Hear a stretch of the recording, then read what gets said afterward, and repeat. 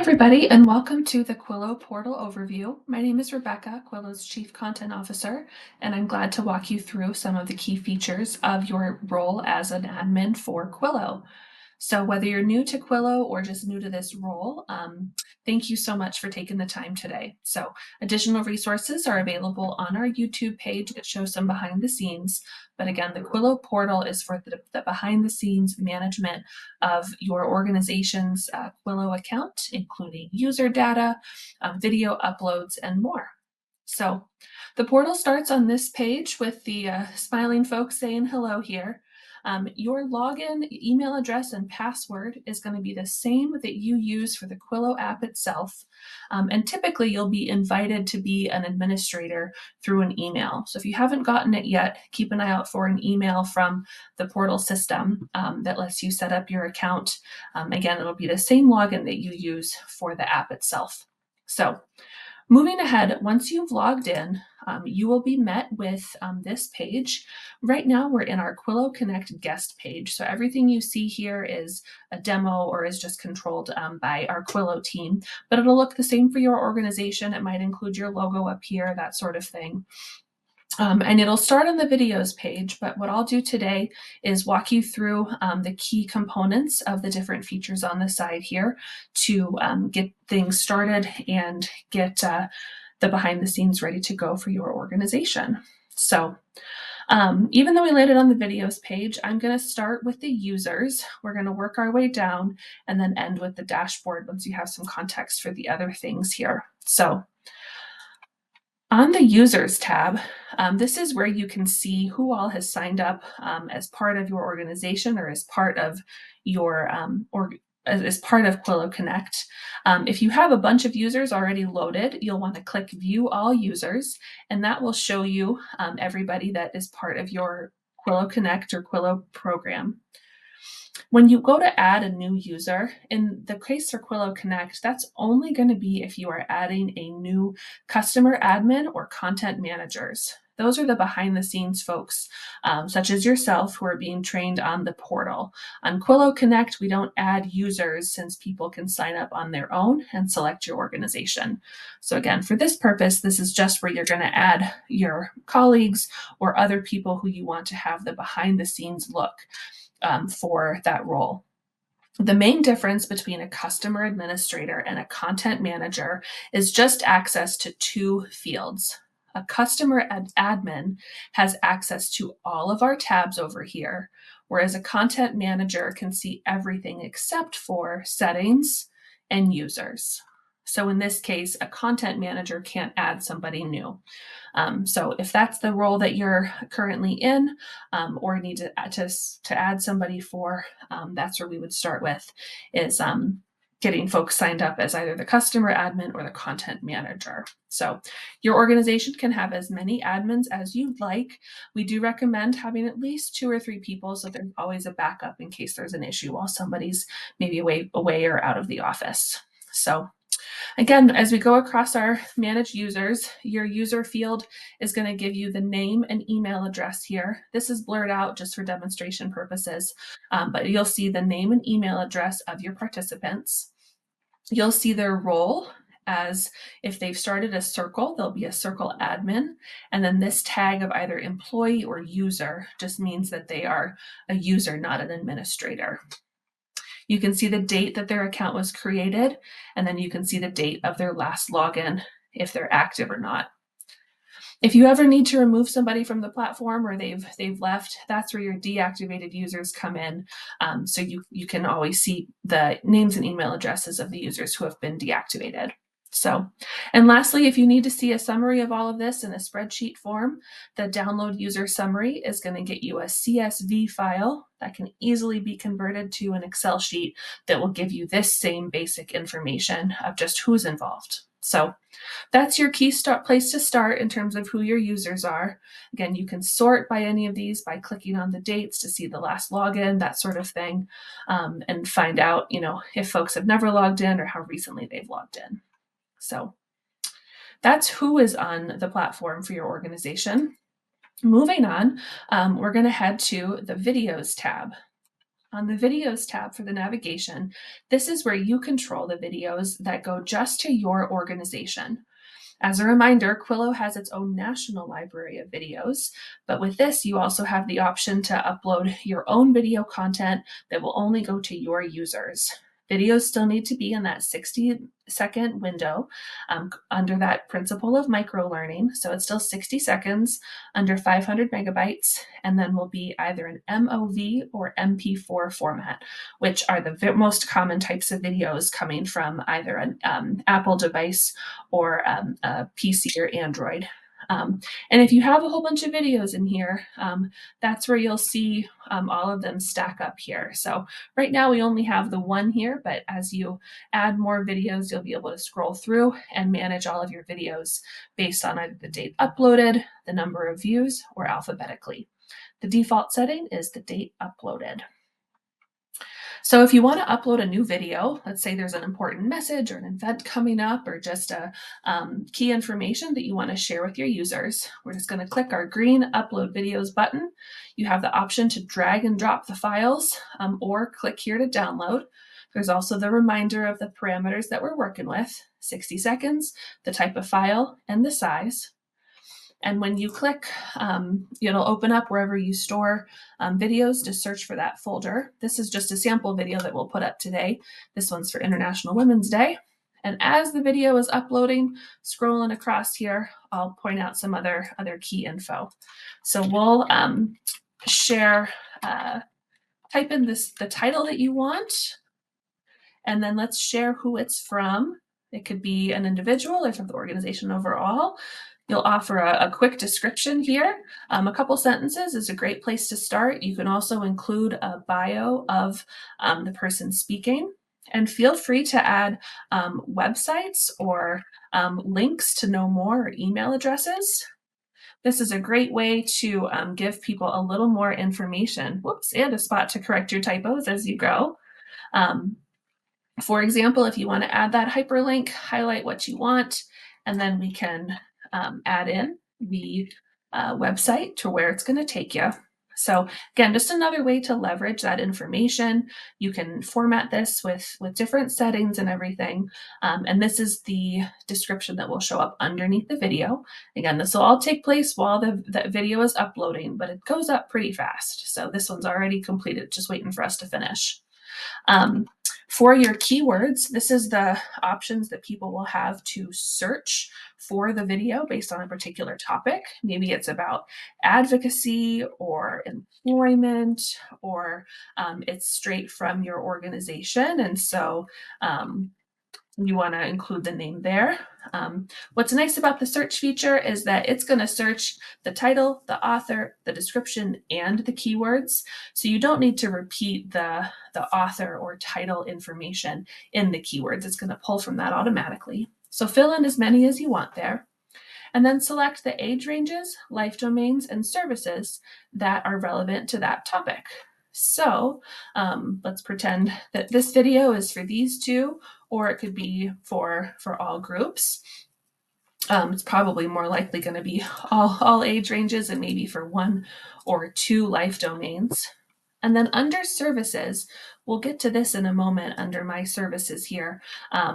But I would recommend that you only click services if a video is specifically about that population. So what this is going to do is direct the videos to people who have selected these topics. So if you've got a video that's specifically about self-directed services, let's check that so that that audience will get the video. But if it's not really about any of those, I would recommend just leaving this blank. So, and then the last option that you have on here before you hit save video is to add captions. Quillo typically uses English and Spanish captions. You would need to do this on your own with a third party. If you're interested in learning more, we can share that, but that information. But if you have your two files, it's just picking the language that you're uploading it for, and then uploading the same for Spanish. Additional languages can be added. So if you're working with the population where that's necessary, just let us know and we can add additional languages there. So You don't have to add captions in order to upload it. It's certainly recommended just for accessibility purposes, but you can upload the video without it. So, and then lastly, when you're ready to go, we'll hit save video and that will start processing and be ready to go. If we head back to our videos feed real quickly, you can see it's already in the works here. So this is in the works. It tells you which domains it's under and the date it was uploaded. So we will keep an eye on that and come back. It usually just takes a couple minutes and then it's live to the app right away. So once you have your library of videos, the other feature that you have the option of using for your users is the daily focus. So we'll come down to the daily focus tab. As a reminder, this is the featured video that goes out every day. Quillo sets one for the national audience, but you always have the option to override it for your viewers. You can set your own if there's something that's more important or key messaging for your organization or audience that day.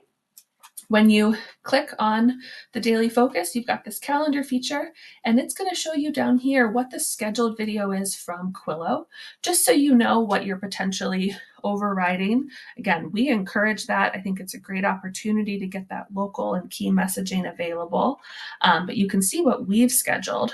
And if you choose to set your own, that's awesome. Let's say we're setting our own for Saturday.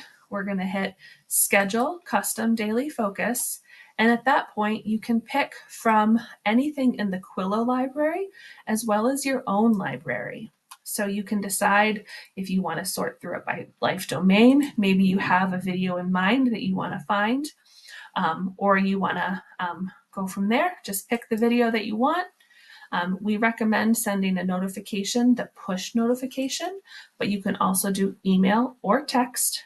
I would not recommend doing all three of them. That's a lot of alerts to get at one time from folks. But if you're going to do any, we recommend the push notification, and that will go out at 12 p.m. Eastern. So once you've set that, you'll schedule the selected video.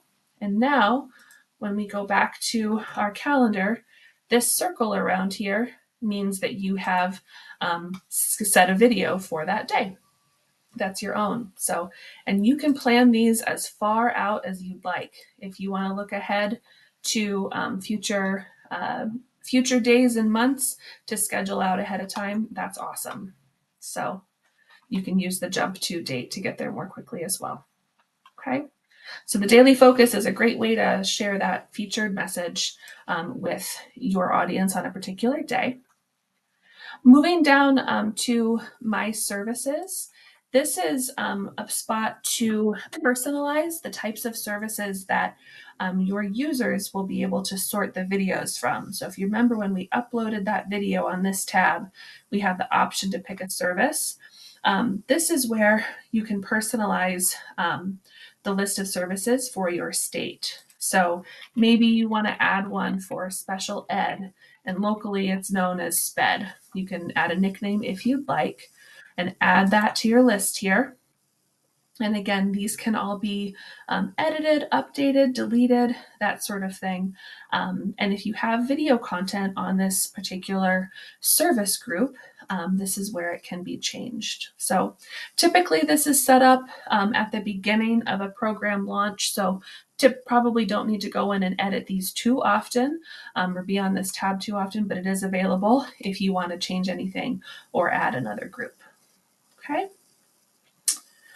Under collections, collections is a curated list of videos that are just for, or kind of help gather videos on a key topic in one spot.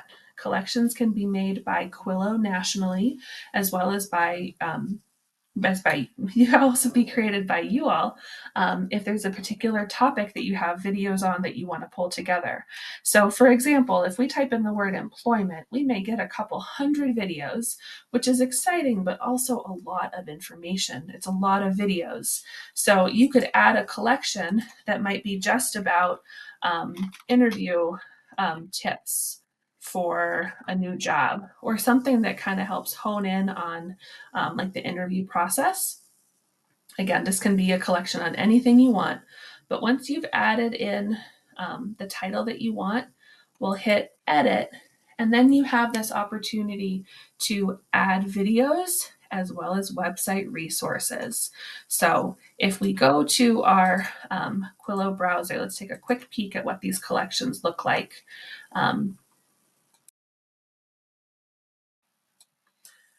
When you pick a collection, again, just as a reminder, you have the option to include both videos as well as website resources. So this is what it's going to look like for the user on the end. But when you're going to schedule that on your end, you can type in the title that's important to you or that you want to have a featured collection on, add the videos. I'm going to pick some just kind of randomly right now just for the demonstration purpose, but you can go through and obviously pick the ones that make the most sense for your topic. And when you add those in here, those videos are added as a collection, and then you can add your resources for more information. So again, maybe this is your organization's website or somewhere else. I'm just doing a sample here for how you can add in the resource name and link. And so again, when people go to check out that collection, they have this space to bounce around with, to not only watch the videos and get some inspiration, but also follow-up resources for more. Okay, so that is collections. Again, you can come back in and rename it, delete it if you're done with it or just want to have it for a certain season. That's fine too. And you can add as many collections as you want, and they will show up locally for your users there. Okay. And then we'll move on to settings. Again, this is only available to our customer admin access at the beginning. And typically this is only worked with really at the beginning. All you can do here is change your logo. That's what's going to appear here just for who your organization is. And then if you want to change your primary color, that'll show up the brand color. That will show up in the fields that you've selected here. So a couple of options there, but typically that's just done once at the beginning and then not dealt with much unless there's any updates. So, and then lastly, the last tab we'll check out, this is the dashboard. This is where you can see everything that is happening, the actions being taken, who's involved in your circle and kind of what they're up to. And so when we get to the dashboard landing page, it's a great, just quick overview of who your user base is. Again, we're under this members tab that we come to first. And the biggest field here is our heat map. Our Quillo Connect guest page has folks from all over the country. So you'll see we're pretty widespread. But if you are a local, like state organization, you're going to more likely see a heat map like this that's a little more localized. Now, this is based on the zip code data that users enter when they set up their profile. It is not tracking their phones in real time at all. This is all just based on the account information and where their zip code is. So it gives you a nice snapshot of where your users are concentrated. So this page also shows you the number of unique circle administrators. These are the people who have set up a circle and possibly invited others to join. It'll tell you how many unique logins there have been in the last 30 days. And you can see at a glance the race and ethnicity that's self-reported by folks when they go to set up their profile. Moving on to the videos section of the dashboard. Under the videos, this is going to give you a snippet of the most popular videos and kind of the topics and themes that people are viewing. Off the bat, you can see that you can filter it by all time or a specific date range. By default, it's going to default to the last 30 days and pull info on both Quillo and your local agency or organization videos. But if you want to change that, just change the dates, pick this, and then hit apply, and you'll see the numbers down here shift. So I won't go through all the nuts and bolts of what's gathered here, but you can just see what's captured here in terms of the views, the likes, the video shares, user uploaded videos, that would be videos uploaded to a circle, all within this date range. It's going to show you the most popular videos, which you can see, you can view it by what's the most popular ones to have been viewed. to have been liked, or to have been shared. So again, other ways to see the types of videos people are watching. We can look at the number of views per circle and whether those videos are coming from us nationally at Quillo, from your organization, or whether they've been uploaded by a circle. And then we can see the types of videos that people are interested in. What life domain is most popular for folks? Are they watching typically videos made from Quillo or from your local organization based on those? And again, that might just be based on how many local videos you've uploaded already. And so, yeah, you can see what people are watching. And then lastly, this tab here is the circle data. This is going to give us an overview of the types of circles that people are setting up and kind of what they're made up of, how many people are in each. Let me change my view a little bit here. Again, the date range is going to be filtered by the last 30 days, but you can change the date range as well as change if you're looking at circles based on a particular service or a particular age range. I'll leave it broad just for the time being, but you can see that of our users, some people have made more than one circle because we had 166 users on this members page, but I have 176 circles. So some people are making more than one. In the last 30 days, this is showing that one person in our test account has made a new circle. And then you get a little bit more information about the circle size, if there are invitations sent or pending, if these are generally circles that have been created by me or created by someone else, and then if the circles receive services or not, or the people that created them. And again, this is based on the number of circles in that date range. So this will be just about that one circle. But you'll also learn a little bit more about the types of videos that people wanted to see when they set up the circle. They can select more than one. So, for example, maybe you or the person that you're making a circle for is 18 years old, and so they are in this transition age, but they are also in this, they're interested in kind of adulthood and what comes next. You can pick both of those. So, again, you may see some double counting here. It's just because people can pick more than one. And then same with the services received. You can see how they've set those up here. Our descriptions here are a little bit longer. When you zoom appropriately on your computer, you'll be able to make those out a little bit better. So, and then lastly, you can see the interests that folks have marked when they set up their circle for their life domain. What topics are they most interested in? So, again, you'll see more data when you have more than one circle that it's based off of, but you can just get an idea of what kind of info is available here. So that is the Quillo dashboard at a glance. Again, there's some additional how-to videos on individual topics on our YouTube list that is available to you. And we're always here, just an email away if you ever have questions about your specific account or kind of navigating the dashboard overall. I'll note too that there is other data that is collected for the app. There's just a lot there. So what you see on the dashboard is just a portion of the type of data that's available. If there's a specific query that you're interested in or a data point that you don't see, reach out to us and we can let you know if it's something that's collected, but just that isn't showing on the dashboard here, and can see what we can do to get you that information if it's helpful. So thanks again for taking on this leadership role to help make Quillo and Quillo the best it can be at your organization and for the folks you may be supporting. Again, we're always here if you have other questions or need additional information, but appreciate your time and wish you the best. Thanks so much.